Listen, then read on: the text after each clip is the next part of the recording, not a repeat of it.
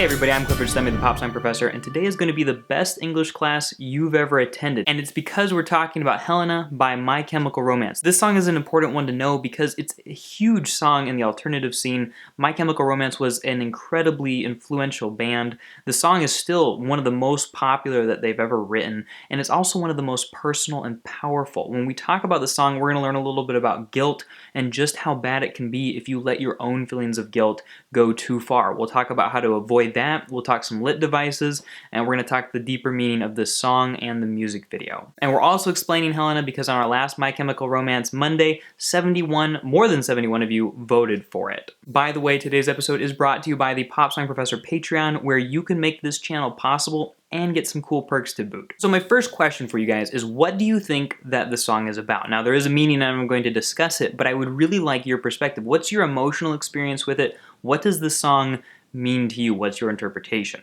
As far as what I've done in my research, the music video is where we're going to start. If you watch, it's a bunch of very pale-skinned, dark makeup folks. Definitely supposed to be, a representation of the alternative crowd. It could have to do with the vampire hunter theme of the Three Cheers for Sweet Revenge album. But they're having a funeral for this young lady. Now, this young lady is probably going to be representative or symbolic of Gerard Way's grandmother, Helena, and that's probably where the song gets its name as well, Helena. About halfway through the video, you see the lady kind of wake up and start dancing around while everybody else's eyes are closed, and then she kind of dies and inexplicably transports back to the casket, falls down, and is completely dead.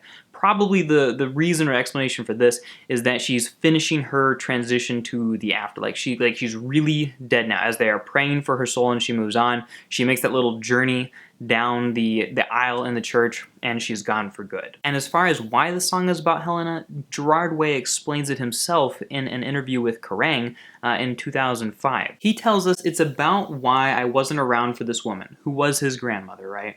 Who was so special to me. I believe she actually helped him to kind of define and learn his own singing abilities.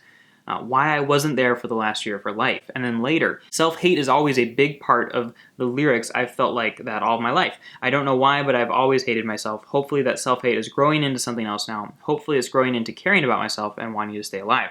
I don't know about you guys, but that quote doesn't make it sound very convincing that it is, which is sad. And hopefully there's a solution in here, but based on my research, I haven't found it in this song. And we actually learn more in verse 1, where he sings, just like the match you strike to incinerate the lives of everyone you know, and what's the worst you take from every heart you break. So he's asking her a question, but he also seems to either be accusing himself or her of breaking people's hearts. Because he said earlier that this was a letter to himself, I'm assuming that he's mad at himself for missing that year of her life and not being there for her. But I think he's also angry at her for having died and left him alone, without the opportunity to redeem himself.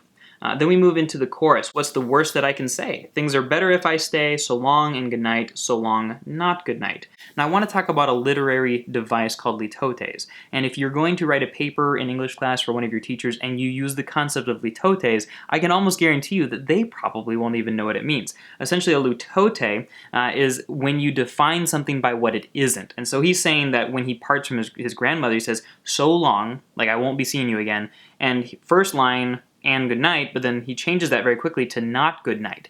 The nighttime comes and it goes and you can see somebody again, but he says not good night, almost as if to say, there is no good night, but it's also the end of something. And so he's defining death's permanency by telling us what it's not. And it's ironic that he says it's not good night, and so essentially it's like this bad permanence. But it is still a confusing line, so I want to kick it back out to you guys. What do you think so long, not good night means? Because I could be misreading this and I would love your perspective. And then the next verse says, came a time when every starfall brought you to tears again. And I think that has to do with him remembering his grandmother after the funeral, and he just couldn't help but being so sad as a result.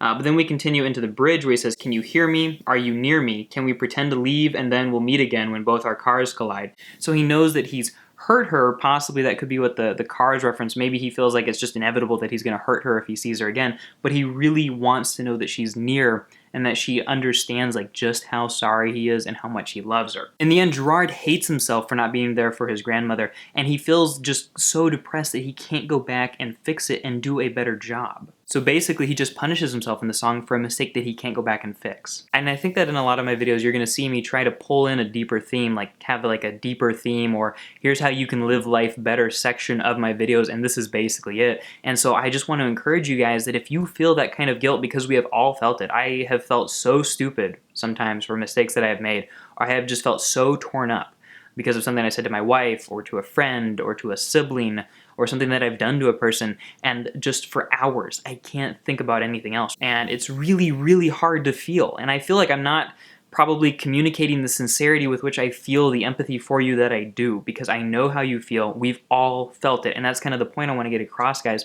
Nobody's perfect. You are going to make mistakes. It could be something as big as not being there for the year of a life of somebody that you love. That is a big mistake, right? And that's something that you really wish you could go back and fix. But you are going to make mistakes probably that big, maybe bigger, definitely smaller. We are all going to make these mistakes because we're humans and we just make mistakes. And so what I want to encourage you guys is don't just sit there and feel that guilt. Don't let it ruin your life. Don't let it run your life. Instead, talk about it with somebody, journal about it with somebody. That really helps to get the thoughts out there, and then you can look at them and think about them. It's like you just push all that emotion out of your head when you journal. Please do that. Talk to a friend, talk to a parent, talk to somebody who knows what they're doing. Somebody from your church if you go to church, or talk to a therapist, or somebody. The purpose of guilt is not to keep you down. And so if you are kept down, you're letting yourself be hurt by your own dark feelings. What you should do with guilt is you should use it as fuel to remind yourself to do better next time and to not make that mistake in the future. What Gerard should have done, instead of feeling so terrible about it, is use it as a reminder to not make that same mistake with people in the future. We can become better people through our mistakes. It's just a matter of how we use what has happened to us. And I want to kick this back out to you guys. What are other positive ways of dealing with guilt and shame? And how can we use those to be better people? Hey guys, that's all the serious stuff for today. And I wanted to end on a lighter note with the new playlist of the day, something I want to try doing every day, where I recommend 3 new songs to you. And today's playlist of the day is brought to you by the Pop Song Professor Patreon. It's kind of like a Kickstarter that happens every month, so it's a very small amount of money, but for some really cool perks, like extra behind-the-scenes podcasts, a 21 Pilots class. It's like 6 hours of video just explaining every 21 Pilots thing there is, and then monthly hangouts where we get to chat one-on-one, or you get to help me pick a video to do. It's just a really cool way to make this community possible, to make these videos possible, and I'd really like you guys to consider supporting me there. Now, as far as those 3 songs go, today's are Helena by My Chemical Romance, obviously, Teenagers by My Chemical Romance, and The Kids Aren't Alright by The Offspring. All 3 of these share similar themes of people who are dealing with difficult issues inside their minds that they have to figure out. The music is also very similar in sort of like that punk emo genre, and it's all really, really solid music. So I've got a link for that to Spotify down in the playlist. You guys should definitely check that out, and let me know what you think. And thanks so much for watching today's video too, guys. Tomorrow is 21 Pilots Tuesday. We're going to be talking about Before You Start Your Day, as voted by a ton of people. It's going to be really good stuff. I hope you join us for that. Thanks so much for watching. Talk to you later.